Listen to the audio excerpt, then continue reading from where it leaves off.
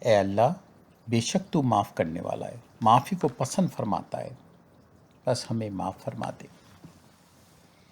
اے ہمارے مہربان رب، یہ بابرکت رات جسے تو نے 1000 مہینوں سے بہتر بنایا، اس کی برکت سے ہم پر اپنی رحمت نازل فرما۔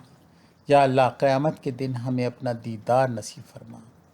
ہمارے پیارے نبی حضرت محمد مصطفیٰ صلی اللہ علیہ وآلہ وسلم کی شفاعت عطا فرما۔ یا اللہ، ہمارے والدین، بہن بھائیوں اور وہ تمام عزیز و اقارب جو اس دنیا سے رخصت ہو چکے ہیں، ان کی مغفرت فرما، ان کی قبروں کو جنت کے باغات میں بدل دے۔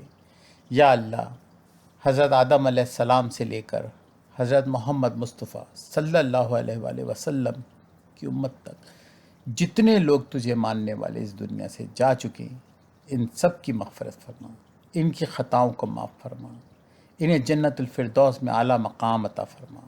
یا اللہ، جو بیمار ہیں انہیں شفا عطا فرما، جو قرض دار ہیں ان کا قرض عطا فرما، جو غم زدہ ہیں ان کے دلوں کو سکون عطا فرما، جو بے اولاد ہیں انہیں نیک اولاد عطا فرما، جو مشکلات میں ہیں ان کے لیے آسانیاں عطا فرما۔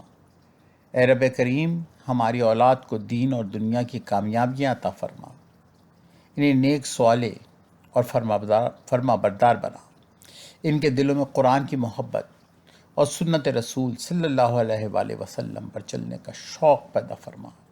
یا اللہ، انہیں علم نافع عطا فرما، ان کے ذہن کو روشن عطا کر، ان کے سینوں کو حکمت سے بھر دے، انہیں وہ بلند مقام عطا کر جو ان کے لیے خیر و بھلائی کا باعث ہو۔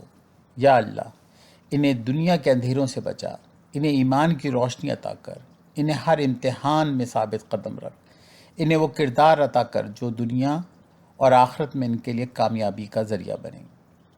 اے اللہ، انہیں بہترین اخلاق، بہترین نصیب، بہترین دوست عطا کر جو انہیں تیرے قریب لے آئیں۔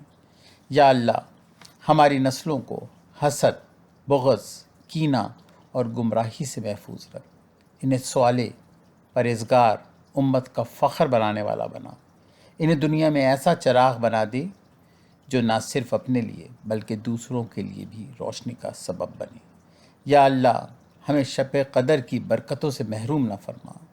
اے اللہ، اس بابرکت رات کے صدقے ہمیں جہنم کے عذاب سے بچا، قبر کی تاریکیوں کو منور فرما، حشر کے دن اپنے نور سے نواز۔ یا اللہ، ہمیں شفاعت محمد مصطفیٰ صلی اللہ علیہ وآلہ وسلم نصیب فرما، ہمیں پل صراط پر آسانی سے گزار اور جنت الفردوس میں داخلہ عطا فرما۔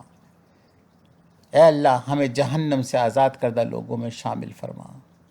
اس بابرکت مہینے میں ہمیں اپنے مقبول بندوں میں شامل فرما اور ہمیں اپنے نبی حضرت محمد صلی اللہ علیہ وآلہ وسلم کی شفاعت نصیب فرما۔